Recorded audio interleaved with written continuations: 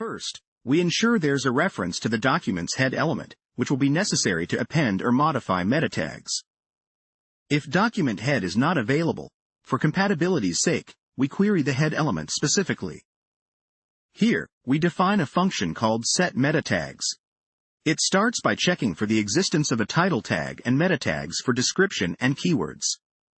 If they don't exist, the function creates them. The function then proceeds to set the text content of the title tag and attributes of the meta tags, assigning the provided title, description, and keywords to the relevant elements. Finally, if these tags were newly created, they are appended to the head of the document. This makes sure our meta tags are present in the head and are updated with the correct information for search engine optimization. Now, let's define another function named updateMeta for root, which will use the setMetaTags function based on the root currently being accessed. Inside this function, we are using a switch statement to detect the root. In the case of home, we use setMetaTags to set the title, description, and keywords specific to the home page. Similarly, for the About root, we provide content that accurately describes the About Us page, helping to improve the SEO for this particular root.